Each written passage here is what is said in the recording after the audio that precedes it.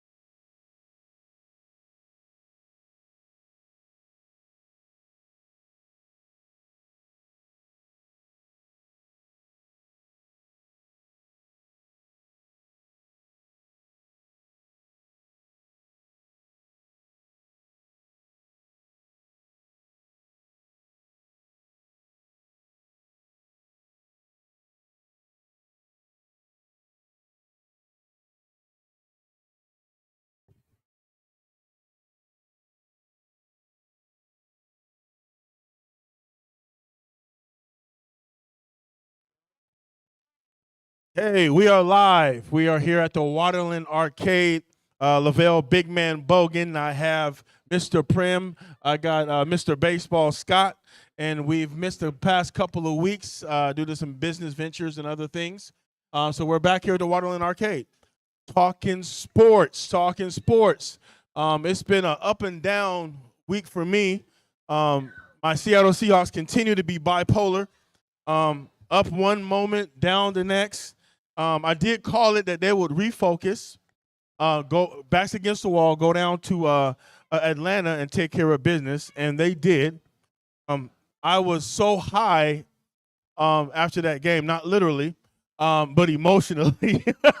I was so high after that game, just watching, because Atlanta's offense is explosive. The defense plays complementary football, and I was just liking the attack style. The offense looked like it was clicking. Geno Smith was hitting receivers, throwing some nice throws. The running game was in there. And Aaron McDonald's defense was supposed to be turnover heavy, got some takeaways, took the ball away. You know what I'm saying? According to Prim, the run defense is still suspect, and I can't disagree now. Proof is in the pudding. But they make stops when they need to make stops. And I think that's the key thing. Like I said, it's a marathon. It's a marathon, folks. So we're going to go over some things that we're going to talk about today. And I'm going to just let you guys know, and then we're going to pick them apart one at a time. What is wrong with the Seahawks? What is wrong with them, and how do we fix it? Okay. Second one is Byron Murphy. Where is he? Where is he? Where is he on tape? I don't see from a number 16 pick, I don't see him jumping out on the screen even when he is on the field. He was supposed to be the next Aaron Donald. Even if he's half of Aaron Donald, that's still, he should jump out on tape a little bit more than that. And then we have the World Series. Dodgers are the world champs. Did you call that? I think you might have. Call okay. That. He called that, and we're going to talk about that because Ice Cube is playing Bow Down, and Fat Joe jumped in it, and he had his song for the Yankees, and now they're having a parade talking about Not Like Us. And they're sea-walking during the party. All types of people, black people, white people, Puerto Ricans, doing all that. So, hey, is this going to be an issue moving forward? Are people going to be safe in New York and L.A.? And we have Jaden Daniels' Hail Mary. How great was that? How devastating was that as well? We're going to talk about Jaden Daniels in a minute because now I think that Chicago fans, or something that was leaked, that they regret taking Caleb Williams over Jaden Daniels. Is it too soon to make that assessment? We'll talk about that a little bit as well. Let me see what else we have here. Yeah, and how important is culture in sports? How important in professional sports? Because we see a lot of good football teams this year, even surprising football teams that have an established culture. In the locker room, on the field, starts with the head coach, starts with the coaches, right? Leadership always starts at the top, and you see that. You see that in Atlanta, and you see that in a couple of places. Let me see what else we got here. And which deal was bigger? The Jameis Winston win, beating the Ravens, throwing dimes all over the field like the first overall pick should, or Anthony Richards tap out? Anthony Richards tap out. Which was going to be more devastating? All right. So we're going to start off with the first one, and I'm going to possibly defer to Prim on this a little bit. But what's wrong with the Seattle Seahawks? And can we? And it's kind of a double question: can we fix it, and how? Now I'm gonna give my take on it. My take is that we can fix it by just cleaning some things up, being consistent. Now, how do you become consistent, right? You do something once, twice, 3 times, 4 times, it becomes a habit. Is it coaching? Is it because it's a new playbook? I know it's 6, 7 weeks into the season. That should be, are there still some wrinkles? Is it a leadership issue? Is it a focus? Is it playing too many young guys? Is it injuries?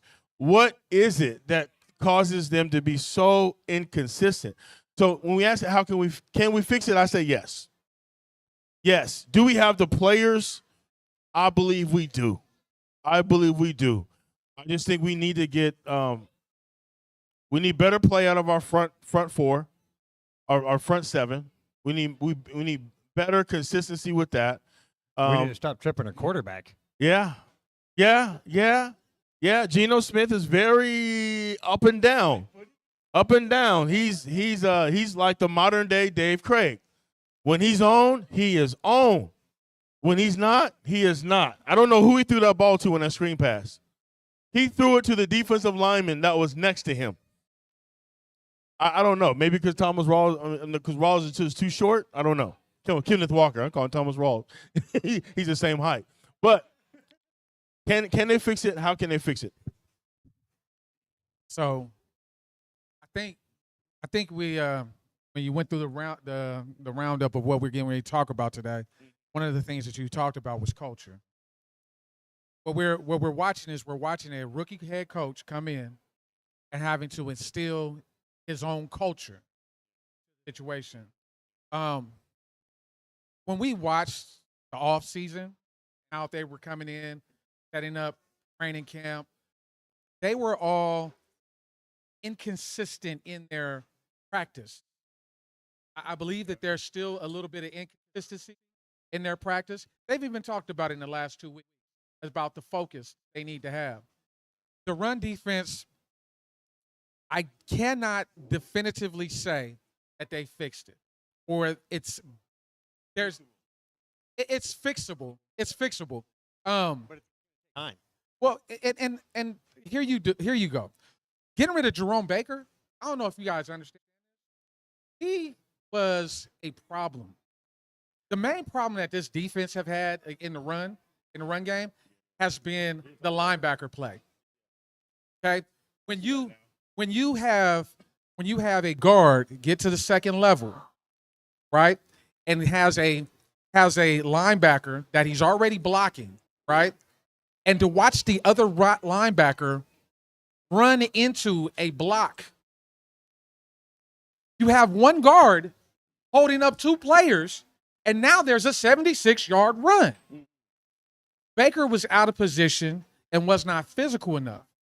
The defensive line has to do a certain job, right? Yeah. It is about when you play a 3-4, that nose tackle is about stacking, right? He's got to stack the offensive lineman and push him into a pile, right? He's the one who controls the gaps, right? What gap is created is based on what your nose tackle allows, right? It's about stacking and shedding. With linebackers, it's also about shedding blocks, right? You can stack a person into a hole and hold them there. There's nothing for the running back to do.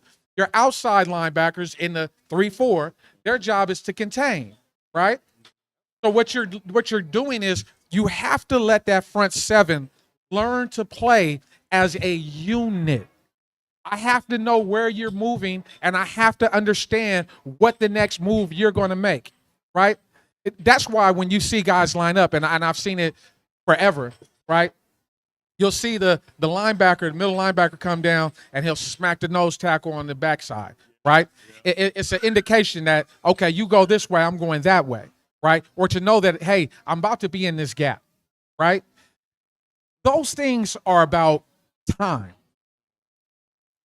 That line, that defensive line, is having the same growing pains. Let me take that back. The defensive line and linebacker core are having the same growing pains as the offensive line is having right now. It's about learning each other. It's about trusting each other. It's about knowing where we're going. And Ernest Jones has murdered us for the last 3 years.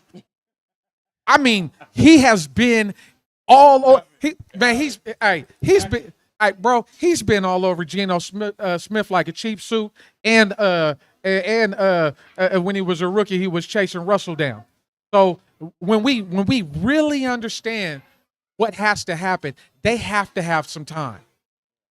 He's to us like Jamal Adams was supposed to be for us. Yes, but realistically, Jamal Adams was out of position, right? You're a safety that's the number one pass rusher on your defense. Right. You cannot cover. So, but with Ernest Jones, he can cover, and he also can actually attack the run, right? He's good at that. He's a good blitzer. So the defense can be worked on. My problem that I had is when we watched Atlanta did the same thing that a lot of other teams do, that 49ers didn't do. The same thing that the Giants didn't do. All those teams quit running after a while. And I have no idea what possessed you to just stop running the ball. This past game that we watched, it was a 20-point thumping that we took. 21 points, right? Now watch this. Do I think this team has gotten better? Yes, I do. It wasn't the run issues that killed them, right? It was the offensive issues that killed them. You got a bad snap in the rain, you know what I'm saying? Goes over Geno's head, right? That's going to kill you. I don't know how you fix that, right? You're on the goal line and the ball snapped over your head. Maybe and this is one of those things that I've been complaining about even at my son's high school level. Take the quarterback and get up underneath center. Yeah. So what happens the next time around? They take the quarterback and get him up under center. What happens? The center steps on the quarterback's foot. You're talking about a 14-point swing at that point, right? You just lost 14 points in that situation, right? So what's all for small mistakes? Those are small mistakes that are catastrophic. They are the little things that are about focus, that are about technique. Again, that's about being continuity. It's about, hey, look, we're on this field. We made a mistake. We're not just going to move on to the next play. We are going to run this thing until it's clockwork. Yeah. We have to continue to keep hammering this in minute after minute over and over again. And realistically, is it broken? Is the Seahawks broken? You watched the frustration bubble up, right? And here goes you ready for the 21st point they gave up? So you got Derek Hall hitting the quarterback after the play. You're getting ready to walk off the field. 3-0. You gave them a new set of downs that they scored another touchdown. All the mistakes and all that they lost this game was based on their play. Now, guess what? As a coach, I can work with that. We clean up our mistakes, we have a chance to win a lot more games. They might be close games, but we can win games as long as we fix our issues and our mistakes. You know what I miss about the Seahawks? What's that? We used to be the most penalized team, but we were dominant. Yeah. Yeah. We ain't dominant, and we're not super penalized, But but we're not as physical to get penalized. But you have to remember what were the penalties that they were getting, and at the moments that those penalties were coming. We were getting well, we were getting holding look, calls a lot. Okay, so remember, it's Brandon Browner out there on the corner, right? Yep. He's about to get burnt. So what happens? He snatches the wide receiver and throws him out of bounds. I mean, he physically mauls you. You know what doesn't happen? The referee in the end zone doesn't throw the hands up for the touchdown. I can take that too. I can deal with fighting for every blade of grass as a defense as opposed to just giving up the big play. The one thing about Pete Carroll's defense and his concept was about not having explosive plays against that defense, right? Yep. I can take you jumping off sides, Michael Bennett, 4 or 5 times a game. Hopefully they're not on 3rd and 1 or 3rd and 2. Trying to rush that snap right? count. Exactly. But 9 times out of 10, even though I see you jump from time to time and you're mistiming the count, you're getting home, right? Yep. So here's one of those problems. Those miscues that we're having and the penalties that we have penalties on touchdowns. You know what I'm saying? We're giving up free plays. And honestly, I'd rather see Witherspoon grab a wide receiver behind the shoulder pads and snatch him down and get a horse collar than to give up a touchdown. I agree. I mean, there's a sense of physicality that this team lacks right now, but I think it's coming because when I see the trade, because we haven't even talked about the trade that happens, the 2 trades that we got was the first one was Roy Robertson Harrison that came in. I like him. He is physical. He's nasty as a D lineman, D tackle, right? You bring in Ernest Jones. What else are you bringing in? You're bringing in physical, nasty, right? Again, And that's what we need. What are we talking about? We're talking about building culture. We know that Woolen is not that physical, nasty dude, but physically, giftedly, he's nasty because he's so fast and he can cover him and cover anybody, right?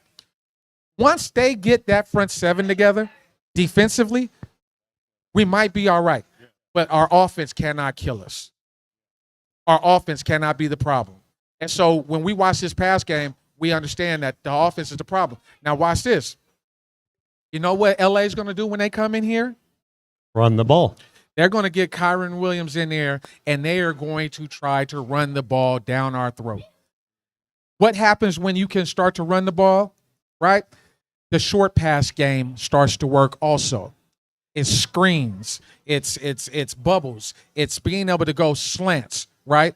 McVay loves all that type of stuff, right? And we see it every single week that we've ever played them. We know them better than they know us right now, right? Because our whole offense and our whole defense is somewhat new, right? That defensive coordinator that's over there in LA, he's gone. He's in Tampa, right? So there's a whole new defensive scheme that we're going to have to learn about them.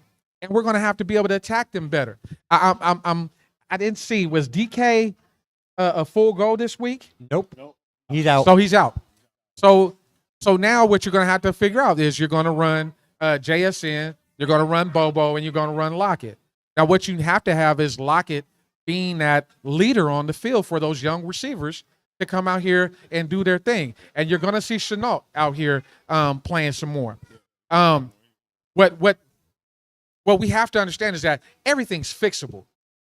I just don't know that we're going to be able to fix it before the time runs out. And that is the issue with most football, is that the time runs out. So the best thing that's going for us now is the division is not out of reach. So you have that part of it. That's okay. And I hate to keep on repeating myself, but I think we minimize a new coaching staff, new culture, new playbooks, and both coordinators. Now, McDonald's is really the coordinator, right? So McDonald's defense is considered complex, and Grubb's offense is considered complex. You know what I'm saying? So the inconsistencies, I believe, has a lot to do with guys knowing exactly what to do, communicating in a way that you can play fast, where you're not thinking. You know what I'm saying? A lot of moving around, especially with the offense, moving around, shift. We got some procedures, some two receivers moving at the same time, running the same route. Some of those things. Even Geno Smith looked like he's studying the field a little bit too long. You know what I'm saying? A lot of routes, and sometimes our offensive line gets a bad. They're not playing great, but at the same time, these plays are taking a long time to develop. These are down the field. This ain't Mike Holmgren's short passing game. You know what I'm saying? I mean, this is going to exploit any offensive line weakness. Sometimes these plays take long. Sometimes be like, man, can you implement some shorter timing throws that is going to help the ball your offense out of your hands? Yeah, but if the play is designed to go all the way down to Spokane, every play is like, how is the offensive line holding up? Well, look at last week against us. Yeah. Right? The average time that they had the ball in their hands against us was like 1.3 seconds. Like he was literally snapping the ball, turning and throwing. He didn't hold on to it, and that's why they just dominated the hell out of us. Yeah. We need to start doing more of that. Yeah. I'm not saying we need to play the whole game that way, Right. but we need to go into a 2-minute drill and play 8 minutes that way. Right.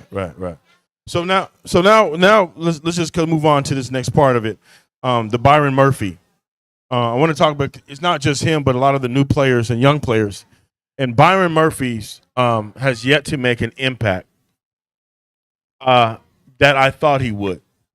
I thought because he's smaller, quicker, explosive, I thought he would be more pressuring. He only has half a sack this season. Half a sack from a guy who was really hyped, really good in college. He was double and triple teamed every single play and still made plays. Now, every player does not step into as a rookie or a freshman and dominate. Sometimes it might take a year or two. But I think that he needs to start coming along. I don't think he's showing his full ability at the moment. Yeah. It's almost like he's scared to show it off. But he's been injured. I mean, he missed, 3 games this year? Yeah. 3 or 4 games? So, that slows down your progress. Not sure what is hindering him, but I really want to see him show up in a major way. Use his quickness. Nice. Use him. I'm not sure exactly how they can use him to make him more effective, but he's also been known to be a fantastic run defender. But he has one of the lowest grades. I think he's like at 50%, if I'm not mistaken. What does it say? His run grade. But I know his run grade has been considerably very low, 58.3%. That's not great by any stretch of the imagination. But like I said, we need to start seeing some players step up a little bit more. A lot of young players have struggled. Spoon has struggled a little bit. Willen has struggled a little bit. The only one that seems to have been flawless, if we can even say that, is Love. Love has been the MVP of the defense. He's had like maybe a game and a half where he was kind of shaky, but he's showing up. Even Kobe Bryant stepping in for Jenkins. He's been balling. You know what I'm saying? And it seemed like, and he get the hold of that safety because he's a college corner. He was the Thorpe Award for the best corner. Come in, but was a slot, a nickel corner for us. Started there, and now he's back at safety. So he should be well rounded to be able to cover, match up, man to man. So we've got the players.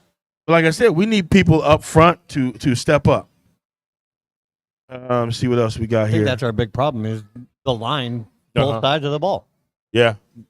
Our backfield, I won't say it's great, but we have the talent that if the line can hold up their position, our backfield will be fine. So that's one thing that was brought up. Using Kenneth Walker more. Not waiting to get him going. I even seen it when him and Charbonnet were in the backfield together. I even like the fact that they put Charbonnet at fullback a couple of times.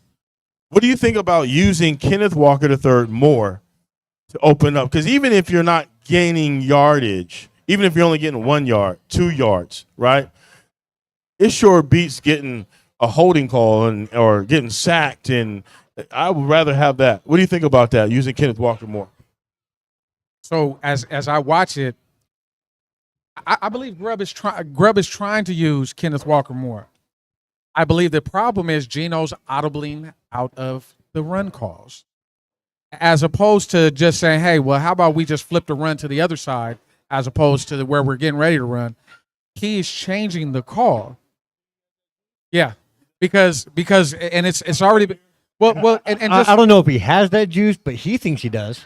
Well, okay. Well, look at this. Here's the proof in the pudding, right? He leads the league in pass attempts. That's not Grubb calling that. That's him. That's him. And so when you oh no, definitely no, not. Grubb is not calling for all these passes. If you remember, Coleman was Grubb's guy at UW, right? He ran Coleman, and Coleman came up with 1,000 yards just about every year that he played for Grubb, right? The issue isn't that he's not giving him the ball or calling the play. Geno is audibling. Watch it. You pay attention. You'll see Walker, instead of being next to Geno, you'll see him spread out. Yep. And he'll be out in the pattern with the other wide receivers, or he'll come back. I would love to see them emphasize we are going to run the ball. Here you go. Again, back to culture, right? When you talk about culture, offensively, when you are a dominant running team, right, and you have issues with your offensive line, you're having offensive line issues, the best thing that you can do, because we can always teach blocking, right? It's a hat on a hat when it comes to blocking, right? Yep. We can always do that, and what it does is it instills pride, some determination to tell your team, hey, look, I believe in y'all. You know what we're going to do this first series? We're going to run this ball down their throat. They can know what's coming, and we're still going to run it. Sean Alexander used to say it all the time. Him and Steve Hutchinson and Walter Jones, they used to talk about it all the time. 26 blast was the play, right? You know we're running 26 blast. We know we're running 26 blast. Are you going to be able to stop it? That is the key. We're going to run it, and we're going to make you we're going to impose our will on you. That's what you have to do in the run game. And the dynamic runner that Kenneth Walker is, he should be a priority to get the ball in his hands. One of the things that we've seen this year also is watching him in pass plays, right? Running pass patterns, short pass patterns, short routes, and they're dumping it off to him. And he's been able to do things with the ball in open space. What you have to do is, first off, Charbonnet needs to sit down a little bit more, because I'm tired of watching him run.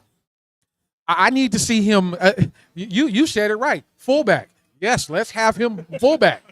I am tired of seeing Charbonnet in first and 10s, second and 7s, trying to run the ball. It is like watching molasses flow out of a tree. It's like seeing sap dry on your car. It is the most infuriating thing is watching how slow this dude is getting the ball and running. But he's like a steam locomotive. You know, it starts out slow, but once he gets going, he's hard to stop. But there's no room to get going. That's the problem. And here's the other thing with Walker. Walker has to learn to be a little more patient with his blocks.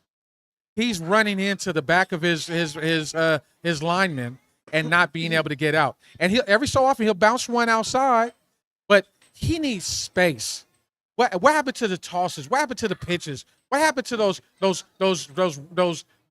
stretch plays that we used to see? I like to see us go back to doing that. Your running backs need those type of plays. And guess what? Now the play action works. Yep. Now the play action works. All those things that you want to get into as far as a playbook. And I think sometimes Geno lacks anticipation when it comes to throwing. Like you guys said, the play is down the field and it has to develop. Scott, you said 1.3 seconds getting the ball out, right?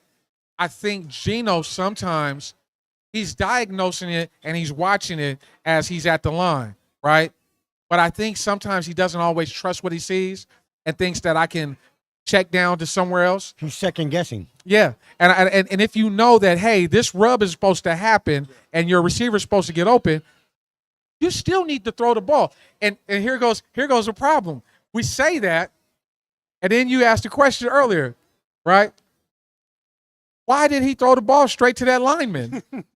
It was anticipation, and Walker wasn't there.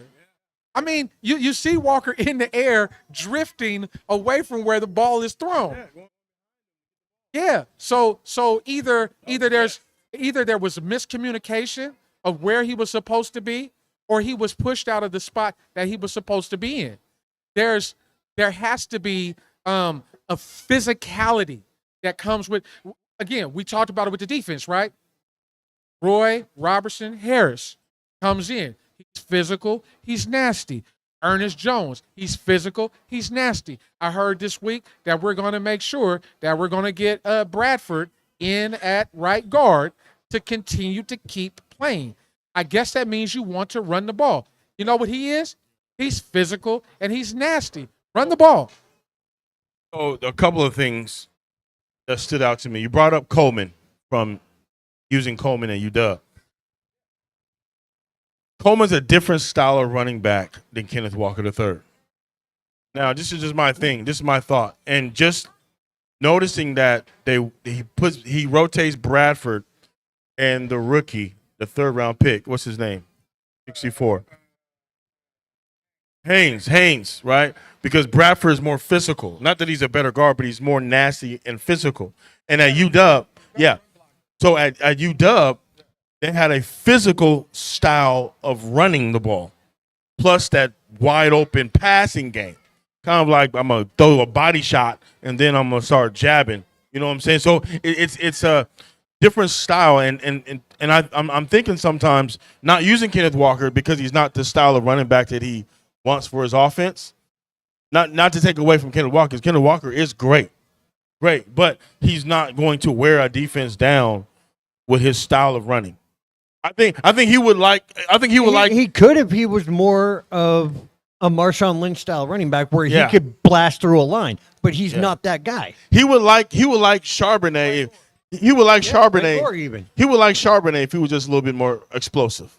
He would be his perfect back for that offense. If you combine those two, that'd be one awesome back right there. Yeah, if they could just share the ball going through the hole, that'd be great. Combine Walker's speed.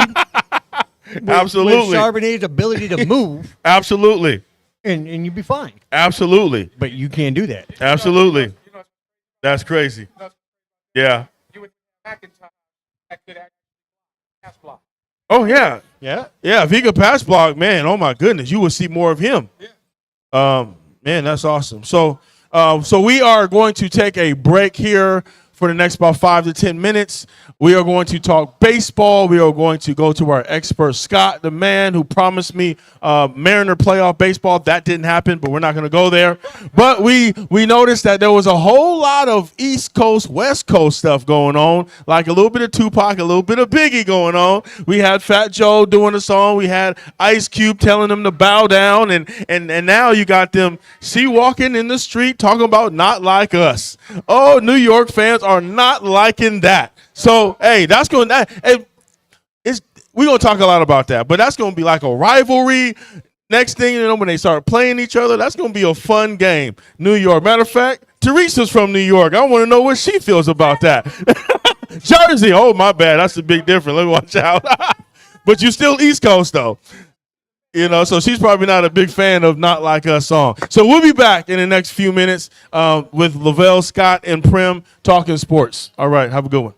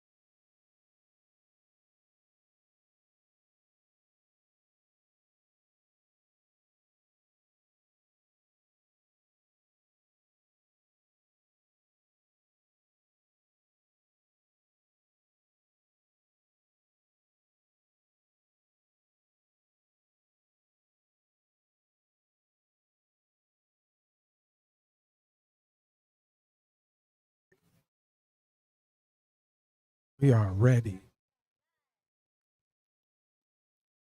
All right, Scott.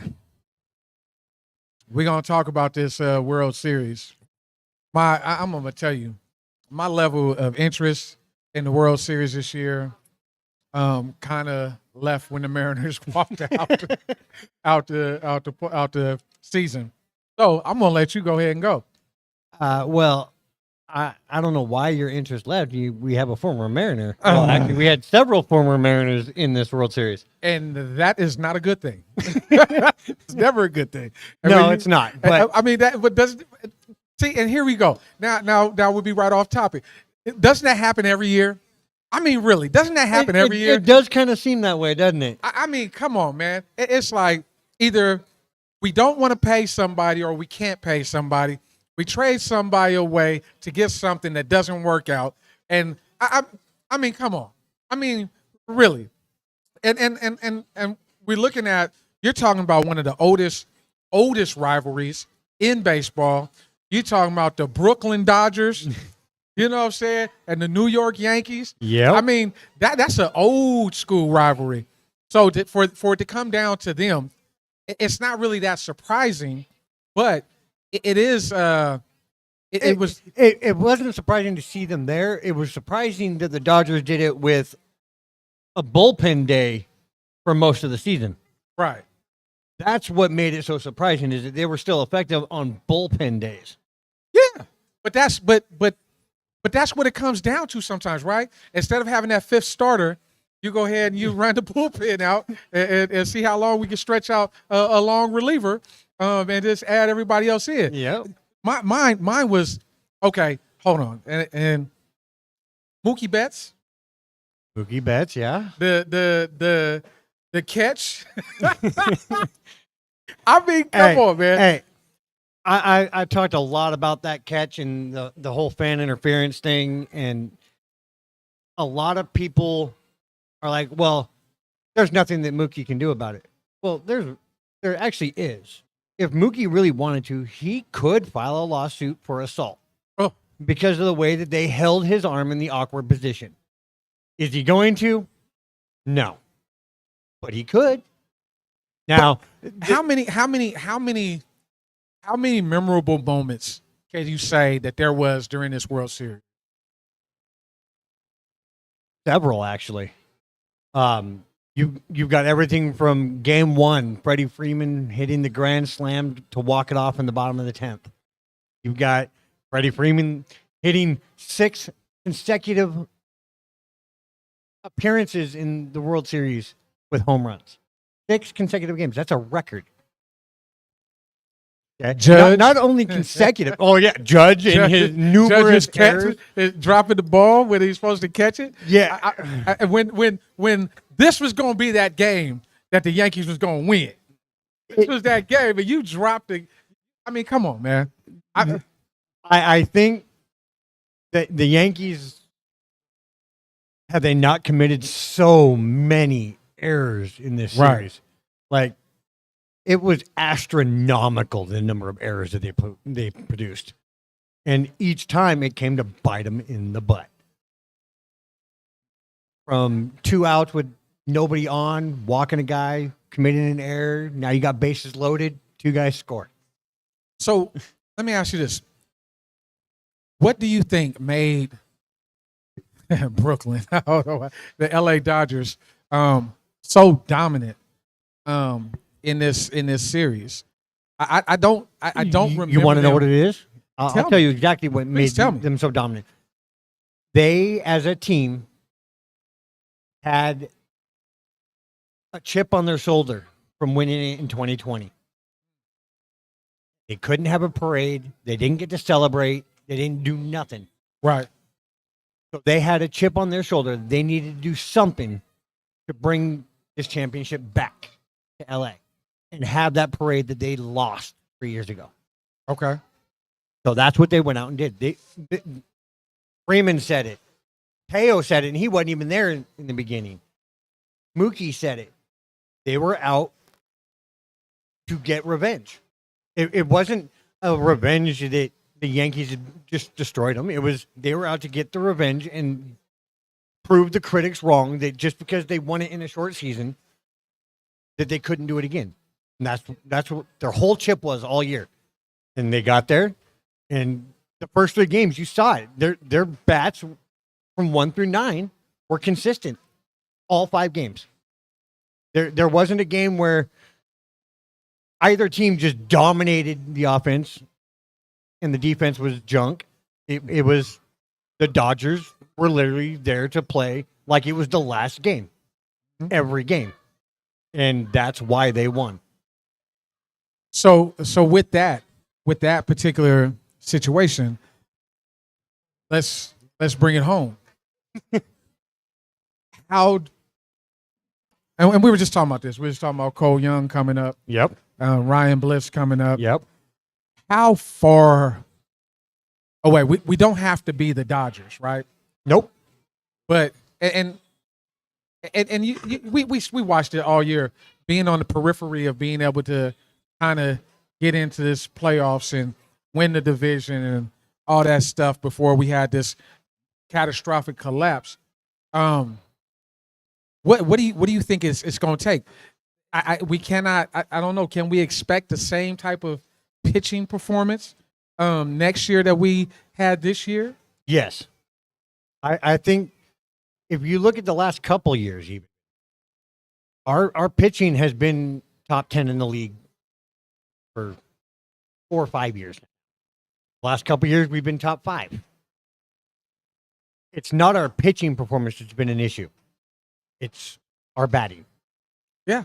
And you saw that big difference the last 6 weeks of the season when we brought Edgar back in to be our hitting coach. I think the problem we had is so many of our players, Julio, Mitch Haniger, they have their own personal hitting coaches, along with the team hitting coach, along with a universal team hitting coach. And they disappear so often. They do.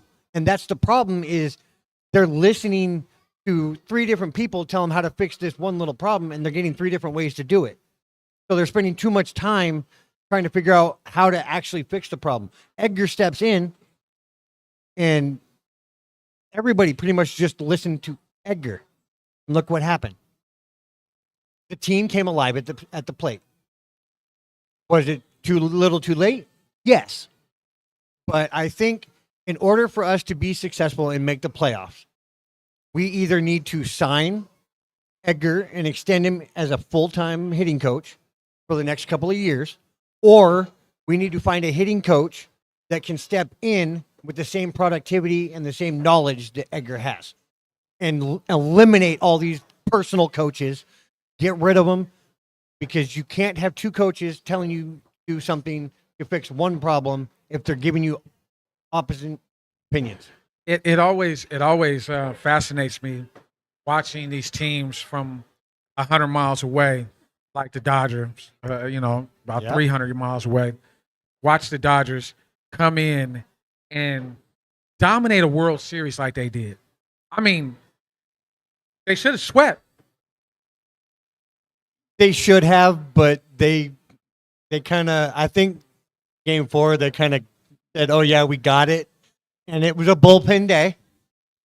But I think that they literally just kind of had it, oh, yeah, we got this in the bag, and kind of relaxed a little. Because if you notice in Game 4, Toronto did commit the most errors that they had committed all year. So can we look at a repeat for the Dodgers next year? I think it's a definite potential. Now, that depends. That depends. Because they do have a few guys like Teo that are already free agents. Okay. And Teo was a big part of their offense. I mean, like, okay, so, and that's what irritates me. I think that's one of those things that's driving me very much insane is how come he couldn't be more of a factor here? I think it truly comes down to the hitting coach thing again. Because we have too many people playing as individuals. Like Teo actually said, in 2022 and 2023, even part of this year, we had too many players playing for themselves, not as a team. It was too many individuals, not a team, a cohesive unit. You know, it comes back to, like you said earlier, culture. Exactly. It's all culture. Exactly. And until we get that established culture, like we had this last 6 weeks of the season, we need that all year. If we have that same culture all year, I don't think bringing in a free agent is going to become a problem anymore. It's the fact that we don't have that culture all year long.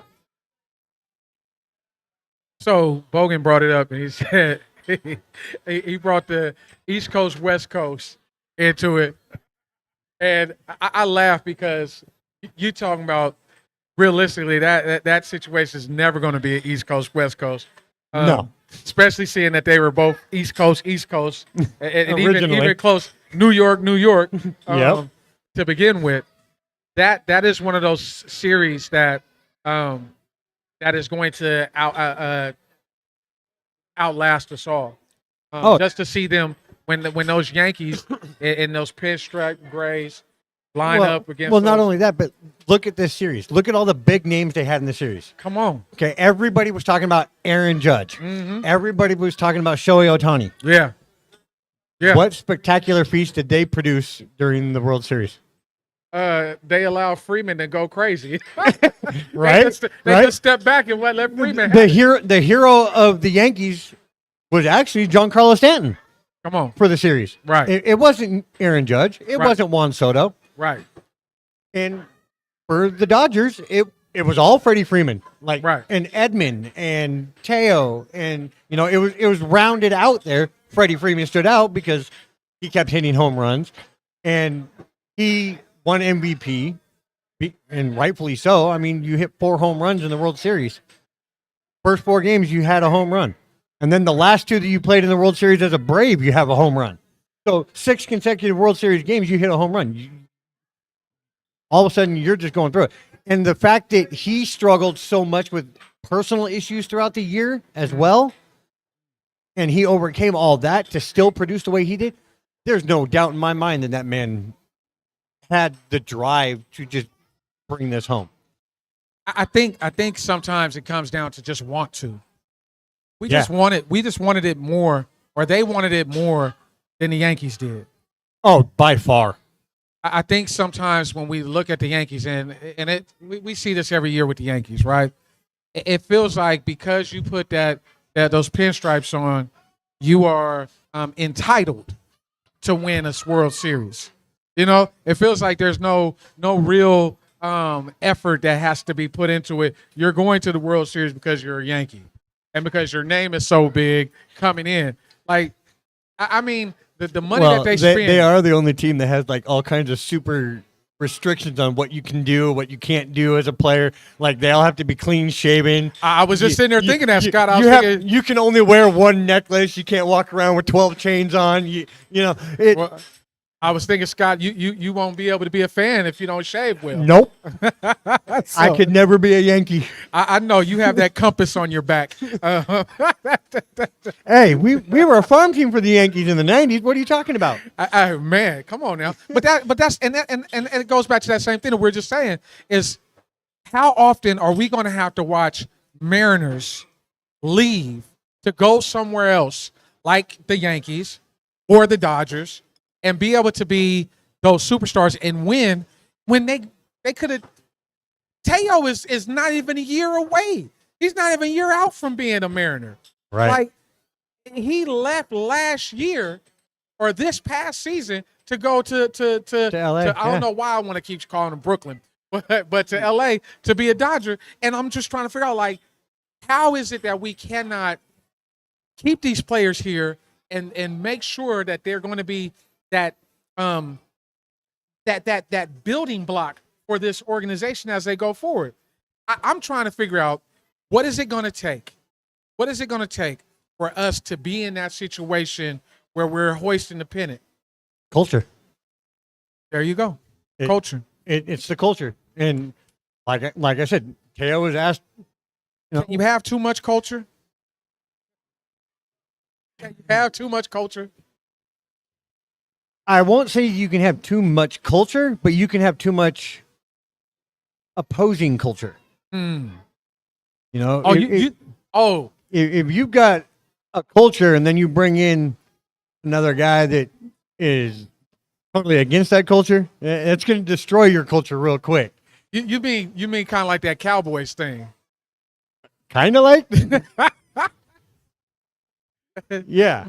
That I mean, but realistically, when you watch the Dodgers, I don't know that I looked at the situation and thought, oh well, this is going to be that team that wins it all. When they got Ohtani, everybody just said, hey, you just go ahead and write the check, and they'll be winning here on in for a year and year on out, right? Yeah. And the fact that Ohtani's actual cap number, as far as the money that he's actually getting, is relatively nothing until the end. Yeah, it's only what, $2 million a year or something like that for the first 6 years of the contract. Like he purposely pulled a Bobby Bonilla on that. You know that, right? Yeah, yeah. I mean, hey, and do you blame him? I'd No. do the same thing. Pay No. me for the next 30 years. but as an organization, do you blame them for paying him? No, because they weren't paying him to do what he did this year.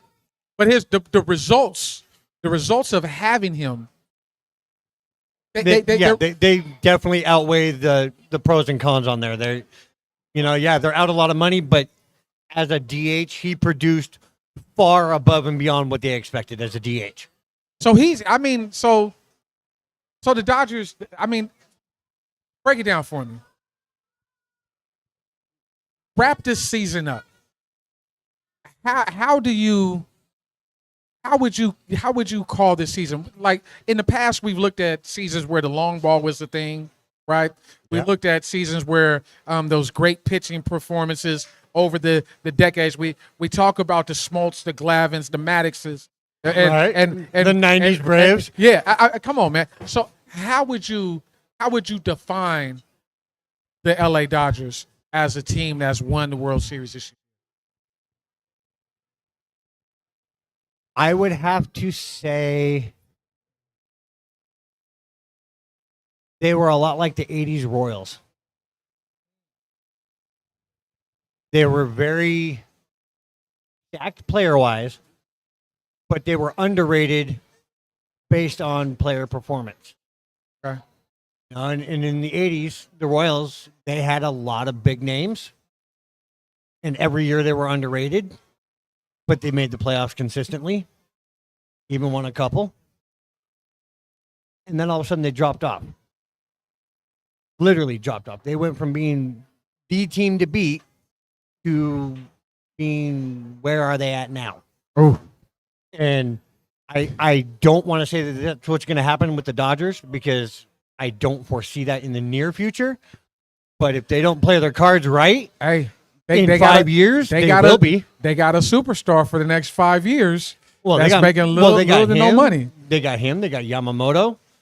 They've got Mookie for another year, I believe. Is Freeman going to be back next year too? Freeman will be back next year. I think Freeman's under contract through next year, Lord have mercy. and then he's got a team option and player option year after that. So I think they're going to be all right for the next few years, but they need to start planning for the future soon. Otherwise, they're going to pull in 80s Royals and just drop off the planet. Because I don't see much in their farm system. I don't see much in any California team's farm system, really. That's pretty ominous, Scott. That is a terrible thought. But see, now the exact opposite with the Mariners. We have a phenomenal farm system. We just don't know how to win. Exactly. We just don't have the culture at the major league level to consistently win. Now, are we going to do it next year? I sure hope so. And I think once Brash comes back, because he should be back come spring, Yes. now we're going to Yes. have to figure out where we're going to put him in, because we've already got a starting five that's top of the line. Where do we put Brash? We need another bat. Right. So who do we get rid of? Do we get rid of Wu? Do we get rid of Logan? Do we get rid of Castillo? One of them six has got to go. Right. I'm just saying. And I agree. I think that there's. I don't want to see him go. Oh, I don't want to see any of them go either. But you have to this offseason has to be wrapped around finding a consistent bat that is an infielder. I think we've locked up the outfield, obviously. Oh yeah, we've There's got no- outfield. There's no question about so that. what we're talking about is playing them corners. Somebody to come play either third, first, right? Well, third, I think we're gonna be fine. I think we're gonna leave Robles. I think we'll leave him there. Well, Or Rojas. I saw. I'm trying to think who it was. It was somebody who I just saw was out. Polanco. Polanco's Arias? gone. Arias? Yep, he's gone too. Arias is gone. Yep. So Polanco's gone. He chose free agency not to elect his player option. But is Urias really that much of a loss? No. I mean, we No. didn't. No, He didn't But- play much for us. but I'm thinking as far as who are we looking at going to get? Because what we talked about it during the break is that a trade is not a trade is probably about the only way that we're going to bring talent in. yeah. Because this team is unwilling. The front office is unwilling to spend big money, and what it takes to bring a free agent into Seattle, a lot of times, whether that's the Seahawks or the Mariners, is to overpay. Yeah. And I don't know how they're going to go about it because Stanton already came out and said before the World Series even started that free agency is off the table. They are not looking at any free agents. So how do they figure? Because okay, so that's kind of like talking out of both sides of their neck, right? Because what they said was that they expect payroll to be increased this coming season. Right. So how do you do that if you're not going to bring somebody else in? Well, Are you just going to trade for somebody that makes way too much money? I think they're going to have to trade, but I think they're going to Sign our own? give that big contract to Cal because he deserves it. He deserves it, So, but he's not the answer by himself. no, he's not. But we've got a farm system that we can use for trade. There's plenty of guys down there, infielders and outfielders. I personally think we need to bring up Bliss. Let him play second base. Most definitely. And Cole here's- Young, let's develop him a little more and utilize him during injuries. So Give him some time up here. So I was reading this morning, and this is the one that got me. I was reading this morning, and this was an article that was written by, oh my goodness, it was saying that how disappointing Cole Young. Seattle Mariners insider gives disappointing update on top prospect heading into 2025, and it's about American League future infielder Cole Young. It was Brady Farkas is the person who wrote this 6 hours ago. Okay. And what he was saying was that basically his development is not where they thought it should be. I haven't seen much of his play. I've heard a lot of his stats. I know he was doing really well in the Arizona Fall League. I'm gonna have to agree though. But they're saying he's just not ready to be on this level. And So to even come to spring training with the big club, it's probably off the table. Nah. They'll bring him up to at least give him some of that higher level experience. I mean, they did the same thing with Bliss. They did the same thing with Cal. You know, that first year that they were in the prospects and playing in the minors, everybody said that Cal wasn't going to be an everyday starter. Look at him. Cy Young. Or not Cy Young, Gold Glove. Yeah. Okay? Yeah. Led the league in runs saved as a catcher. Led the league in throwouts as a catcher. So for them to say that his development isn't where they expected it to be, it's probably true. But whose fault is that? Are you creating an indictment of the team? Yep. Wow. Because if your player development is not taking your top prospects and bringing them up in the prospect listing, that's your fault. It's not all on Cole Young. Yeah, part of it probably is his problem because he's not developing himself to that point. But if you're not out there taking one of your top prospects and grooming him to get to this level, what are you doing with him? That's crazy. So realistically, at this point, the hot stove league has started. Yep. Everything is on the table. Trades are going to be starting. We're going to be Trades looking have already at, started, just not. we're going to be looking at the winter meetings coming soon. Yep. These are those things that are part of the natural progression to the next season. Correct. And soon enough, we'll be talking about pitchers and catchers are reporting. 101 days. Do we see a bigger payroll between now and then? Are we expecting to see bigger things happening? I would say yes.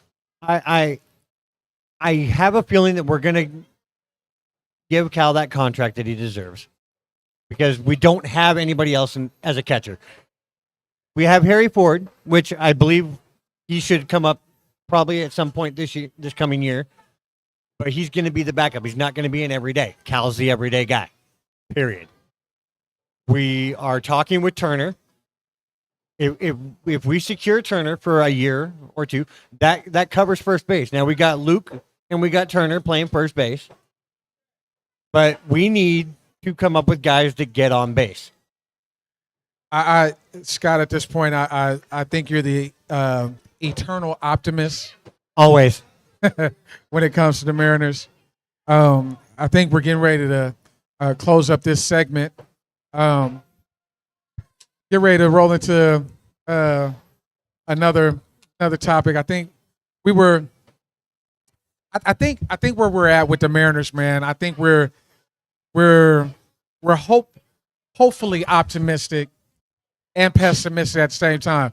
My pessimism to your optimism is going to be that I'm very thing. pessimistic about some of it too, though. Hey, but you're more optimistic than I could ever be right now. I'm just saying that to see the Dodgers win, I think that's a good thing. But I would like to see us keep this World Series trophy on the West Coast, and I would like to see us lift it up in the Northwest at some point. I definitely want to see it lift up at some point before I die too. Well, I don't want to be a Boston fan, go 100 years without getting the series. well, you know, Boston burns the city down when they win.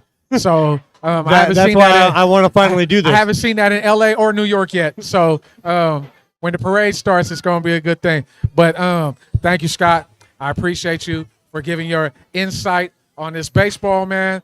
It's been a pleasure, and we're going to keep this thing going, man.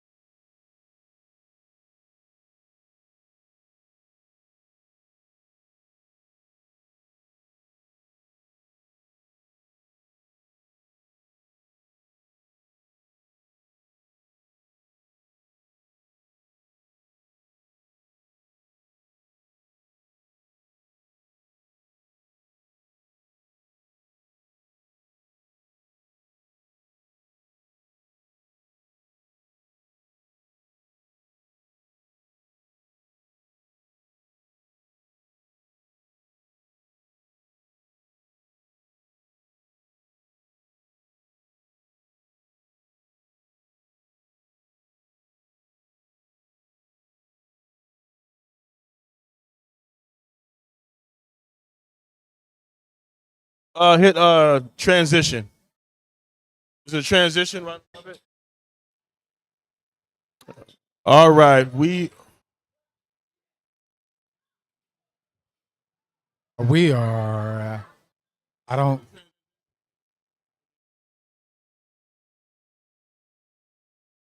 Scott, did you break it, man? Uh-oh. There we go. We're back. All right. I can see our beautiful faces on the screen. All right. So let's debate a little bit. We'll play a game of agree or disagree. Okay. Uh-oh. We went away. We went away. I think it's a delay. Technical It issues. should be a delay. Yeah, there we are. There we are. All A right. little delay. Yeah. Oh, it's a delay. okay. Don't worry about that. That means I've never been called delayed before, but okay. I don't know about that, sir. I went to high school with you. So we're playing that game of agree or disagree, and then we can expound. Right. Either we're going to debate or disagree. All right. Come on. So which is a bigger deal? Jameis Winston beating the Baltimore Ravens or Anthony Richardson tapping out that I want to come out the game? Jameis Winston winning, beating the Baltimore Ravens. Okay. I think because. Hold on. Let me make sure if I agree or disagree. Go ahead. I agree. Go ahead. Tell me why you agree. I think when we look at Anthony Richardson, we're talking about a young player.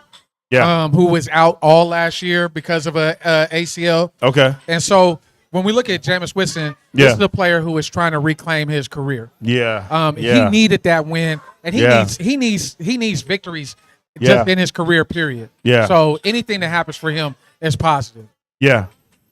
So I guess I'm mixed, but I picked Jameis Winston like you said. This is his last opportunity to prove that he could play quarterback at a high level in the NFL. Yeah. And at the end of the day, being the first overall pick and being passed around the league doesn't leave a good taste in your mouth to tell a story to your kids that I was overhyped and I came in and I destroyed my career because I didn't prepare, I wasn't mature, et cetera, et cetera, et cetera. After all the money that he's gotten. But I don't want to minimize the situation with Anthony Richardson because I'm not in that locker room, but as a player, as a professional, just as an athlete, in general, the worst thing you can do is perceive to be weak and quit. It's a thing when you look at a quarterback and you look in his eyes, you're in a huddle, right? And as the quarterback goes, the team goes. I don't care on what level you play at, pee-wee, high school. You're in that quarter, and you're in the huddle, and your quarterback looks rattled. Guess what? You don't have the confidence that we can march down the field and win this game, because so much is centered around the quarterback. But I do agree with you. The Jameis Winston thing, beating Lamar Jackson, was huge for him. Yeah. I think in that situation where we start talking about the Anthony Richardson piece was this is a player who was overdrafted because of his athletic ability. Oh, right? Yeah. And what we knew was it was going to be a project. Yeah. And we were going to have to sharpen up some of his tools. Yeah. And instead of sitting him for a year, he went out for a year with an injury. Yeah. Which means he didn't get that year of sitting and developing. Yeah. He still is going through his rookie year, basically right now, and he needs to sit. Yeah. He needs to sit, and he needs to learn the game, and he needs to learn how to play this game at a different level. Yeah. I agree. You can't quit on your teammates. But at the same time, in the same token, they did not put him in the proper position to be successful at this point. Yeah, so, because you don't necessarily see – quit is such a strong word. I want to – it seems like it's more media-driven.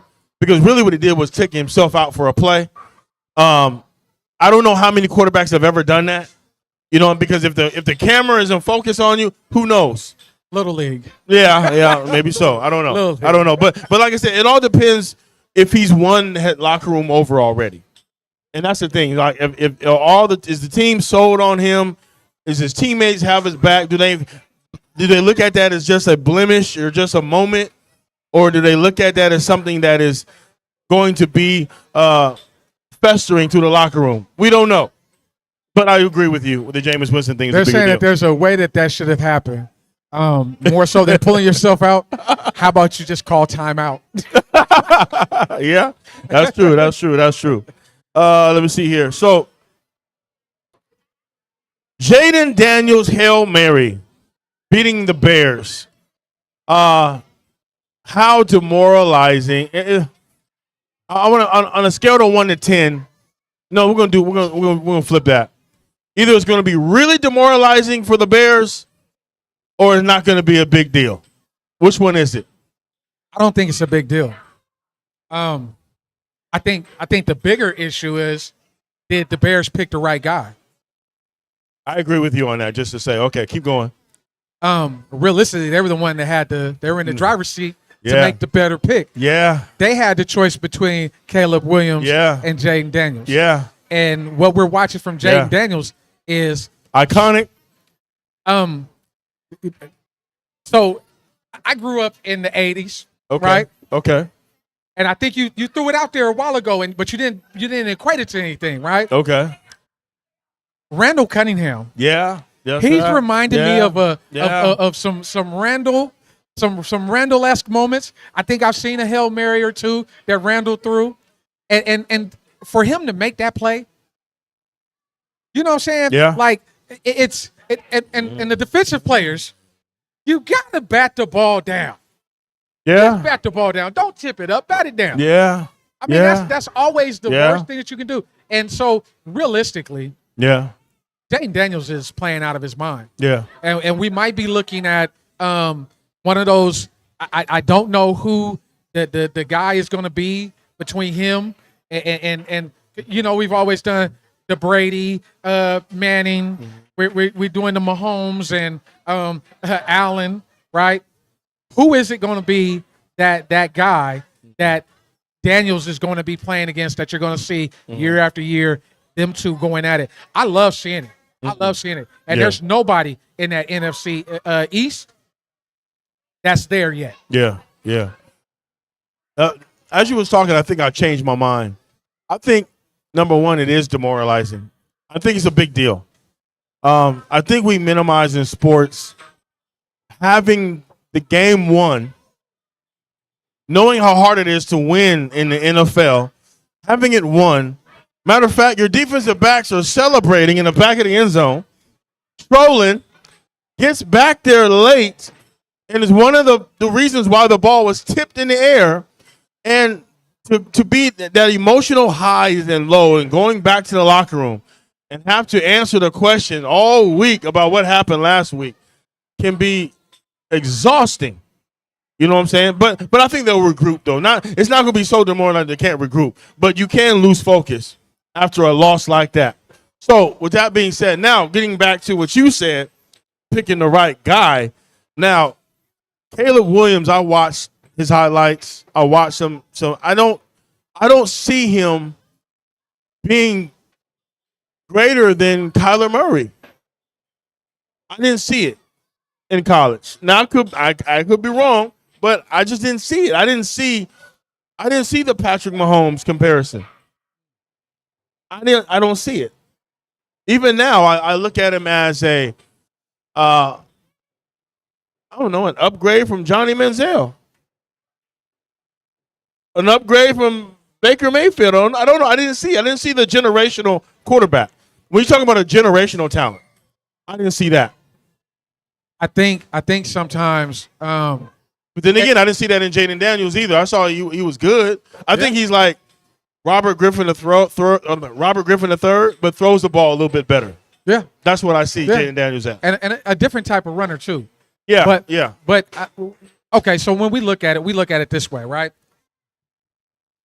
We're Seattle, right? We're Seahawks fans, right? Yeah. Shane Waldron's terrible, right?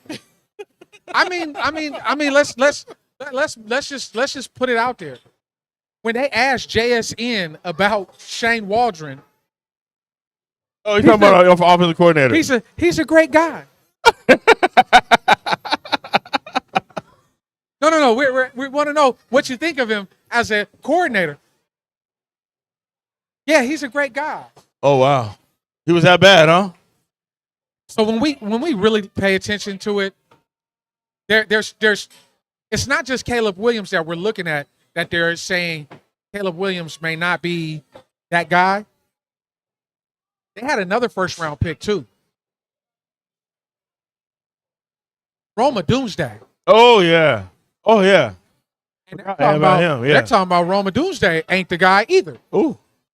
You're talking about two of your rookies that you brought in Yeah. on offense Yeah. that aren't the guys? Oh. Or is it the coordinator? Ooh.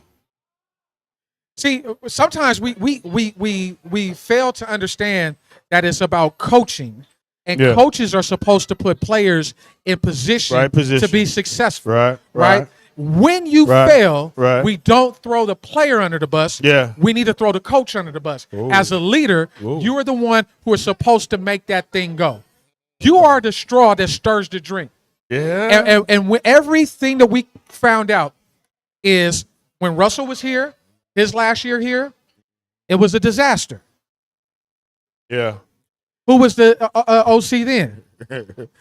Man, I just forgot that year. It was Waldron. It was forgot that Waldron's whole year. rookie year as the OC. Yeah, And yeah. Waldron could not figure out that you have to have an intermediate game other Yeah. than just a deep game. Yeah.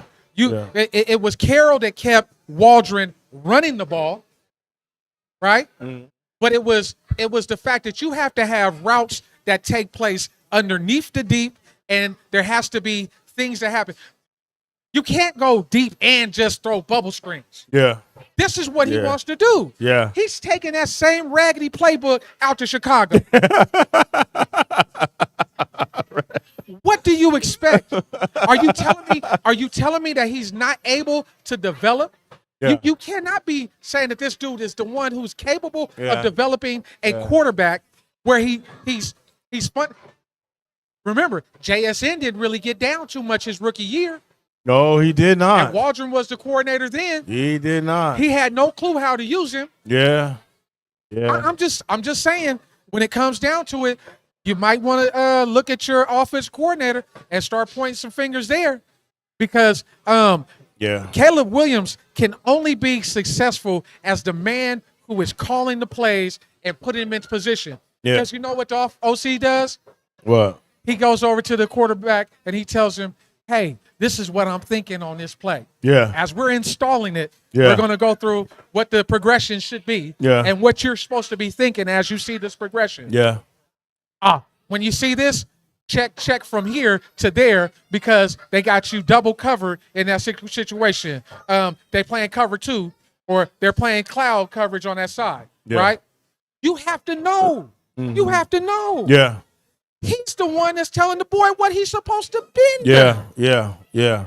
So Yeah. I look, Caleb Williams will be a better He's an quarterback. engineer. Yeah. And maybe this is one of those situations like we're talking about Anthony Richardson, Yeah. that he actually should be sitting and watching Yeah. behind a veteran Yeah. quarterback who is going to basically take the reins for a while, Yeah. knowing that this is what is coming in. You've put this boy in a situation from the jump. Yeah. You know what I'm saying? Yeah. He's young, man. Yeah, And he everybody seems, you got that 5 years. Yeah. Everybody seems to want to go ahead and throw them in the fire within the first 5 years, Yeah. because you've seen what they did with Russell Wilson to win the Super Bowl in 2.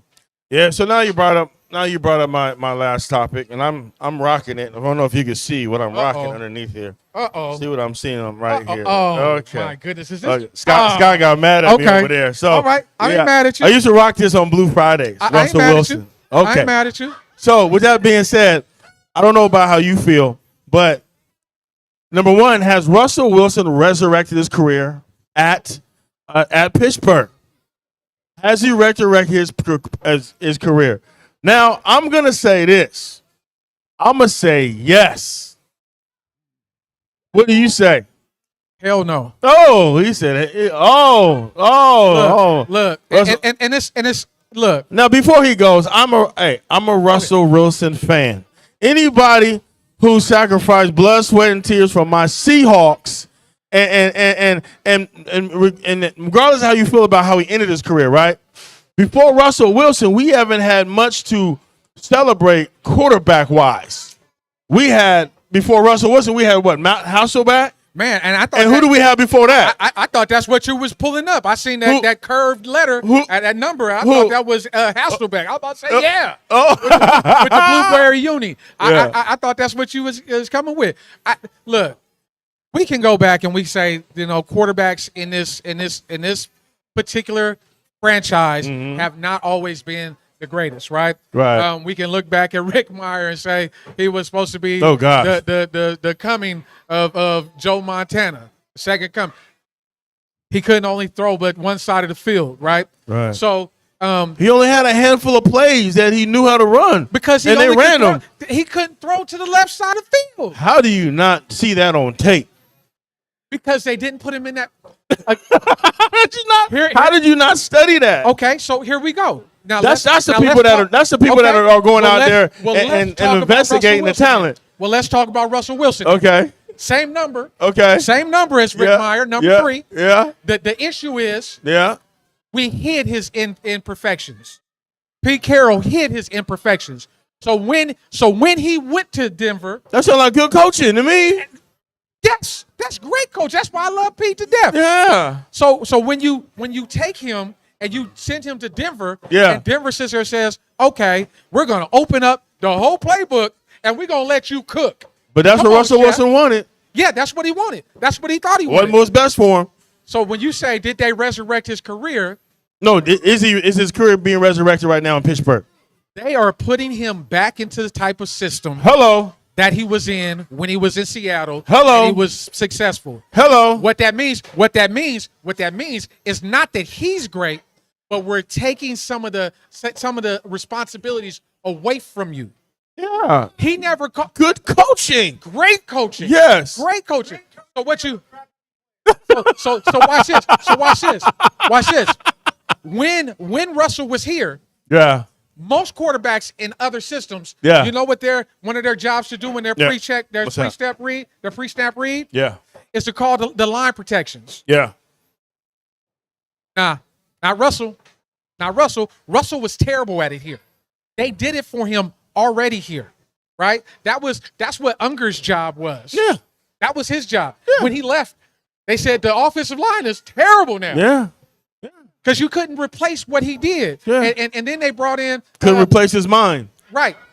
So now Tomlinson That has was, offense was going downhill since they let him go. But Tomlinson has brought him into a situation Yes. where we're going to take away some of the responsibilities. Yes. And we're going to allow other players to help you, Russ.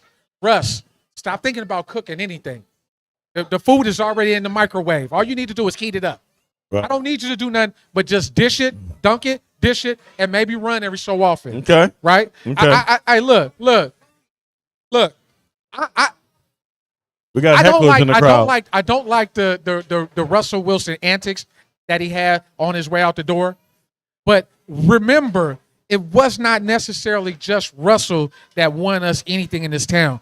There was a generational great defense in this town. Yeah. And that was Pete Carroll's doing. And I just give Russell enough to do. And don't let him just have the whole cachet of the playbook to just grow crazy. Now That's what got Hackett fired. Now we are, I think we're minimizing what he did when he took over that first year, and that he was a dual threat at the quarterback position. Now Came in for understand Javaris this. Jackson. Now look at this. Now look at this. What does Russell Wilson need to be successful? He needs a running game. He has that in Pittsburgh. Yes. Okay, he has a really good defense down in Pittsburgh, right? Just like he had in Seattle. Yes. Okay. Now he's not the running threat that he used to be. No. He can still move within the pocket, slide, things of that nature. And he is still considered one of the best, or not the best, deep thrower of the football, which has allowed the Pittsburgh offense to open up more with Pickens going downfield. So he is managing that offense really exceptional right now. And if he wins games and goes deep into the playoffs and becomes effective, and he continues this next couple of years, I would say yes, he is in great position of his career being resurrected. The tragedy in this is Is this now? When we look at Justin Fields, right? and there you go. The And tragedy. now with Justin Fields, why did they replace? Now Thomason to me looks like he's a winner and he wants to win. Pittsburgh Steelers management wants to win, right? So there must be something in Justin Fields' game that they see that they can't win long term with. Now, I don't know what it is about Justin Fields because I don't watch him too closely, but highly regarded coming out of Ohio State. Very talented, right? System issues down there in Chicago, a lot of different things, but he played okay, but there's something on part of his game that will not allow him to stay in the starter's role. I don't know that he's not a leader amongst men. I don't know if he's not grasping the playbook. I don't know what it is, but there's something about Russell Wilson that makes them feel comfortable. You know what I'm saying? Because it's all about job security. At the end of the day, Mike Tomlinson, no, he's been not the. I think he's the longest tenure coach in the NFL, isn't he? Right now, so he knows it's only a matter of time. I know he wants to keep his job. He's not going nowhere. Them coaches in Pittsburgh, they don't go nowhere. You know who goes places? The players. Let them not make the playoffs this year and next year. Mike Tomlin will be gone. I guarantee you you. that Tomlin would be back. Tomlin. No. Look. No, he'll be out like Pete Carroll. The Hunt family has been dedicated to their coaches. Yeah, Period. they have been. They have not just. Man, you can't even count how many coaches have played for Pittsburgh or coached for Pittsburgh. Or they just make it like, why don't you just retire? Why don't you just retire just for the public face? But Tomlin's not that guy. And what you have to remember is I can go back to Chuck Noll and I can go back to Bill Cowher. Yeah. I can't really think of who was there between Noll and Cowher. I can't either. So and then He's been there too long, you go from Cowher to Tomlinson. Yeah. What I can guarantee you is Russell Wilson understands his place in that building. Yeah. Again, we talk about culture, right? Yeah. We've talked about it since the beginning of this show today, right? Yeah. Culture is the issue. In Pittsburgh, it's the coach's way or the highway. If you don't like what we're doing here, so long. And Russell recognizes this is his last opportunity. Yeah. One thing he is good at is he's good at selling you a load of bull. He is a consummate con man. Oh my goodness! No. I'm serious. This guy? I'm serious. You call Russell Wilson a con man? Come on, man. No credit for the Super Bowl we won. Well, he lit it up in that Super Bowl. Yeah, I give it to him for that. Okay. Right? But you have to remember. Where's your loyalty? You have to remember. What? That ball flew over Peyton Manning's head so far that all we had to do was go lay on the touchdown. That wasn't a touchdown. It was a touchback. It was a safety. Yeah. It was a safety. We got 2 points. It was a safety. But realistically, in that situation, it was Malcolm Smith. Oh God. Scored a touchdown. Percy Harvin scored a touchdown. And think about it. They scored like 4 more touchdowns. Okay, well let me give it to you. Okay. It was a 5-yard pass play to Doug Baldwin with the duck under dip slip into the end zone. Yeah. And the pinball spin out, spin this way, spin that way by Jermaine Kearse. Yeah. Then the quarterback still got him the ball. And then Marshawn. Man, the quarterback's main responsibility is throw the ball to the receiver. Your wife could have threw them passes. Hey, not everyone can throw them passes. Stop that lying. Look. Stop that lying. Them was 5-yard outs. Hey. That was 5-yard plants. I mean, look, I give him credit. Yeah. Russell Wilson was one of the most dynamic players that we had on our team. He was cheering him on when he got that starting job over Matt Flynn. Look. When they drafted him, you're like, what are y'all doing? When they drafted him? I was like, what are y'all doing? I was throwing books. No, when they drafted him, I was like, oh, okay. All right. No. All right. No, because I knew that we have to develop somebody. I threw something at the TV when they drafted him. When I watched, why did you draft a midget quarterback? I didn't understand it. No, because when I turned around and I watched him during that rookie minicamp, that he came in? Yeah. And he lit the mini camp up. Oh, yeah. And then he turned around and came into Yeah. the training camp. Yeah. And they were talking about him every week and how he was lighting it up. Yeah. Him, Flynn, and Jackson. I said, okay, Yeah. all right. Yeah. And then when I seen the first preseason game, I said, no, this boy needs to, we need to really think about starting him. Yeah. Russell Wilson one of the things I realized is that the thing that made him special, he no longer has. And that's that speed. What made him The special, read option. that Whoa, ability, made that special. that ability to get Yeah. out, even the spinning pirouette, he lost that before he left Seattle. No, he didn't lose that. Yeah, man. No, Yeah, he didn't man. lose that. I No. can show you. I can show No. you play after play. No. Okay, we're gonna have to do a segment where we dig in the videos. No. Look, when my wife can sit up. When my wife can sit up and say, "Hey, look, I see him drop back 15 yards, Yeah. spin around, Yeah. get the ball slapped out, Yeah. or sacked for a 15-yard loss," that is terrible. So I'm gonna tell you, when he still had his speed and lateral movement. Now, when they beat the 49ers in the NFC Championship game, the following year, Started off No, terrible. I've said this before. The NFL is full of smart individuals who coach football. Yes, sir. Some of them are geniuses, rocket scientists, and they Yes, sir. study tape and they study tendencies, Yes, right? sir. That's why your game has to always evolve because they're going to find ways to coach against what you do well. Yep. So that little spin move, when you start watching games, they specifically practice how to keep that and to anticipate it. So it's not like he lost any juice of it. They just saw it coming. So they rushed wider.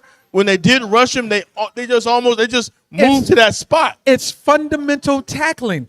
But it's coaching. But it's like if you're not used to it, how do you necessarily coach? Don't against let it? him get outside Yeah. of you, contain, Yeah. and make Yeah. sure that you're attacking So the outer shoulder. So as a defensive coordinator, I'm about to play the Seattle Seahawks. I'm looking at Come the tape, and I'm rewind. Okay, we have to stop him. We got to keep him in the pocket. So we're going to rush differently. We're going to do some kind of spy gate, and you're going to rush him a certain type of way. But Right. what we can't do, I'm pretending like you're on my No, defense. What you can't do is let that boy do that little juke spin right there. So when you rush him, you're going to have to stop, go that way, and make sure. That's what they do. Right. And they do that for 8 hours a day. Yeah. So it was good coaching that prevented that move from being successful. So we had to find a new move. But you know the other part that he can never get? What? He still can't see over that line. He can throw the ball deep. And again, and you mentioned it. He can throw the ball deep. He's the best deep ball thrower. He sees helmets. He sees the color of the helmet. Oh. Yeah. Okay. Yeah. Let's see That was how a that problem. works when he played Baltimore. Hey, that's a problem. But that's why See how that worked when he played that's why he Baltimore. took 50-yard drops to be able to see certain things. But when you can't get back that fast, and that's why everything's a shotgun and a pistol. I mean, look. Russell Wilson can finish his career successfully in Pittsburgh as long as he does not get outside of what they want from him. Yeah. And his head does not go back to being big and thinking he deserves a office on the 3rd floor. I mean, like, come on, man. Who do you think you are? So in Seattle, he's burnt his bridge. Yeah. Ring of Honor, yeah, he should get there. Yeah, he should get the Ring of Honor. It's one of those things that, man, realistically, he's going to be that player that has left a bad taste in Seattle fans' mouth for a long time. Yeah. And it's about him learning how to play within the system that he was designed to play in. He had it here. And if he would have just accepted his role, he would still be here. Yeah. Hey, it is what it is.